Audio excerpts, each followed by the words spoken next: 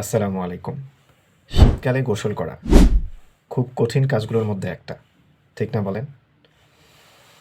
শীতকালে গোসল করা যেমন ইম্পর্ট্যান্ট, ঠিক তেমনিভাবে শীতকালে যদি ঠান্ডা পানিতে গোসল করা হয়, তাহলে এর কিছু ঝুঁকিপূর্ণ অবস্থাও তৈরি হতে পারে। চলেন একটু জানার ট্রাই করি যে শীতকালে ঠান্ডা পানিতে গোসল করলে কী ঝুঁকিপূর্ণ অবস্থা তৈরি হতে পারে, কিভাবে হতে পারে এবং কাদের ক্ষেত্রে হতে পারে। ঠান্ডা পানিতে গোসল করলে আমাদের দেহের মধ্যে একটা রেসপন্স তৈরি হয়, সেটা হচ্ছে কোল্ড শক রেসপন্স। আর এর কারণে আমাদের দেহের মধ্যে থাকা সিম্প্যাথেটিক নার্ভাস সিস্টেম অনেক বেশি অ্যাক্টিভেটেড হয়ে যায়।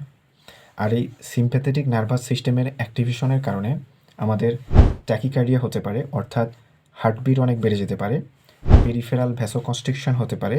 আর এর কারণে আমাদের দেহের যে রক্তচাপ সেটা অনেক বেশি বেড়ে যেতে পারে, অথবা ব্রেথলেসনেস হতে পারে, অর্থাৎ শ্বাসকষ্টের সমস্যা হতে পারে। অনেক সময় দেখা যায় যে মৃত্যু পর্যন্ত হতে পারে, যেটাকে কোল্ড ওয়াটার শক বলা যেতে পারে। এখন প্রশ্ন হচ্ছে যে এই জটিল অবস্থাগুলো কি সবার ক্ষেত্রে হতে পারে? আনসার হচ্ছে না, এগুলো সবার ক্ষেত্রে হবে না। তাহলে এগুলো কাদের ক্ষেত্রে হবে? যারা কিনা হার্টের রোগী, অথবা যারা উচ্চ রক্তচাপের রোগী, অথবা কেউ যদি সকালে ঘুম থেকে উঠেই সাথে সাথে ঠান্ডা পানিতে গোসল করে, তাদের ক্ষেত্রে এই ঝুঁকিপূর্ণ অবস্থাগুলো দেখা দিতে পারে।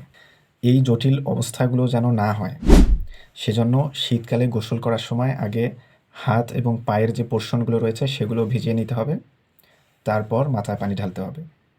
আর যদি সম্ভব হয় তাহলে হালকা কুসুম গরম পানিতে গোসল করা ভালো। ধন্যবাদ।